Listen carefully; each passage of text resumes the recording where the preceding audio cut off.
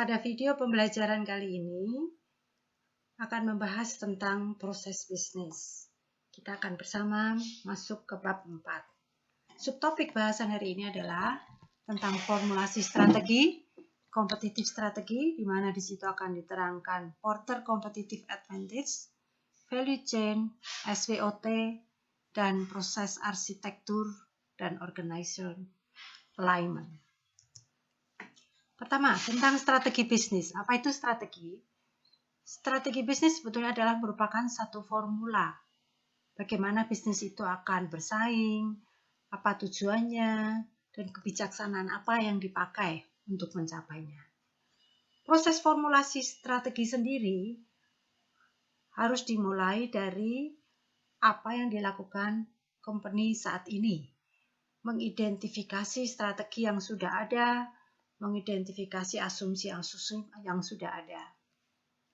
Kemudian kita akan beranjak untuk mengasumsi tentang apa yang terjadi dalam lingkungan. Kita mencoba juga melihat faktor-faktor kekuatan dan kelemahan dari industri. Melihat perubahan-perubahan lingkungan dan pemerintahan. Lalu juga mengidentifikasi kemampuan dan batasan dari para pesaing. Di sini kita nanti akan menggunakan tools Strength, Weakness, Opportunity, and Threat. Setelah itu, baru kita mulai memikirkan apa yang harus dilakukan perusahaan untuk masa yang akan datang. Membandingkan strategi yang sudah dimiliki dengan perubahan lingkungan, membandingkan strategi yang ada dengan milik dari para pesaing, kemudian juga memilih alternatif-alternatif terbaik yang akan dilakukan pada masa yang akan datang. Tanpa mempertimbangkan situasi industri saat ini, strategi perusahaan akan berpotensi gagal. Oleh karena itu, kita perlu melihat juga situasi lingkungan di mana perusahaan itu berada. Contoh strategi, ini adalah contoh dari pabrik susu Nusantara, di mana mereka mempunyai visi untuk memproduksi susu dan produk olahan, memiliki kualitas terbaik, menjadi produsen nomor 1 di Indonesia.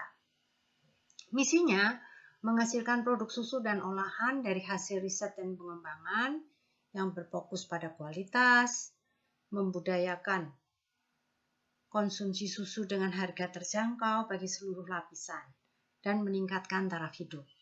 Strategi utamanya, mereka perlu berusaha agar benar-benar produksi susunya itu menghasilkan sesuatu yang berkualitas. Memproduksi susunya dengan berbagai jenis rasa dan pilihan.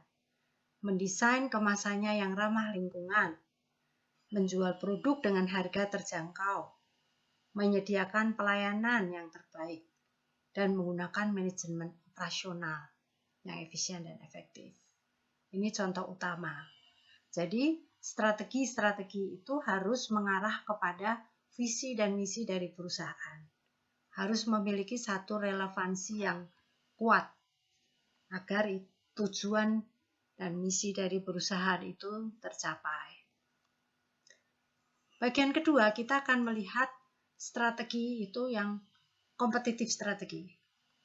Oleh karena itu, kita perlu melihat juga lingkungan, seperti telah disebutkan di atas. Melihat juga kompetitor. Porter mengatakan ada 5 macam hal yang harus kita perhatikan ketika kita mencoba membuat suatu strategi yang kompetitif, yang biasa disebut sebagai 5 Porter Competitive Strategy. 5 hal itu terdiri dari, pertama adalah pembeli, bargaining power of buyer. Pembeli memiliki kekuatan untuk memilih, untuk menawar. Pembeli saat ini menginginkan satu produk yang kualitasnya bagus, harganya murah, pelayanannya cepat. Itu disebut sebagai bargaining power of buyer. Substitute, barang-barang pengganti sekarang sangat mudah didapatkan. Apalagi dengan zaman internet, semua bisa dilihat melalui website, melalui toko-toko online. Barang itu mirip satu dengan yang lain dan harganya cukup bersaing. Itu dianggap sebagai trade of substitute product. Bargaining power of supplier. Kita perlu melihat atau memilih supplier yang baik. Dan kita juga perlu menyediakan supplier cadangan. Karena sekali supplier tidak menyediakan bahan mentah, maka seluruh proses produksi itu bisa gagal. Sehingga supplier sendiri memiliki yang namanya bargaining power of supplier. Demikian juga stakeholder. Stakeholder itu letaknya ada di luar industri, tapi dia memiliki power untuk mengatur kita, ya, untuk juga mempengaruhi keputusan-keputusan kita. Tapi kita tidak mempunyai kekuatan untuk mengatur mereka. Yang disebut sebagai stakeholder itu bisa berarti banking, bisa juga persatuan buruh, bisa juga pemerintah, dan bisa juga para orang-orang yang memiliki saham dari perusahaan kita. Yang kelima adalah trade of new entrants. Pada saat ini barang-barang baru itu sangat mudah didapatkan. Baru, harganya lebih murah, kualitasnya lebih baik. Jadi persaingan itu sangat tajam. Sehingga di sini dikatakan sebagai trade of new entrants. Jadi kalau kita lihat, dua hal itu merupakan trade atau saingan. Saingan dari new entrants dan saingan dari barang-barang substitusi.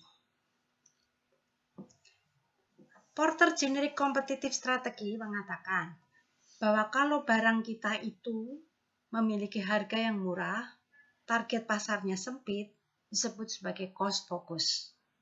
Sebaiknya kalau barang kita itu memiliki harga yang murah, tapi target pasarnya besar, disebut cost leadership. Kalau pasar kita itu rendah, barang kita itu berbeda, maka itu strateginya disebut sebagai focus differentiation. Diferensiasi itu penting saat ini. Melihat bahwa persaingan sudah sangat banyak, barang-barang mudah didapatkan, apalagi kalau barang kita adalah barang yang memiliki target pasar yang luas. Ya, maka tidak mungkin bahwa saat ini produk kita tidak memiliki kekhasan khusus. Harus memiliki diferensiasi.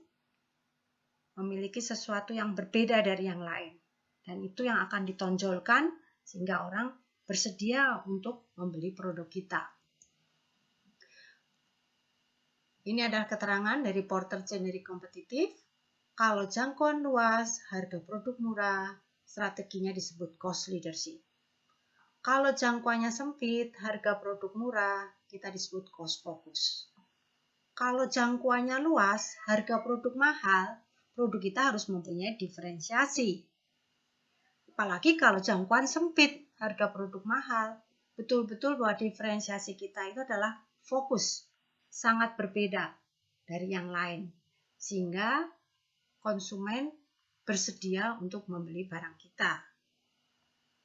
Mau mengeluarkan uang, menggantikan harga uang itu dengan produk kita.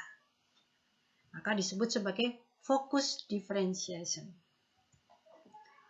Competitive advantage, keuntungan bersaing, merupakan sumber daya yang dimiliki perusahaan yang dapat membantu perusahaan untuk menghasilkan lebih banyak keuntungan.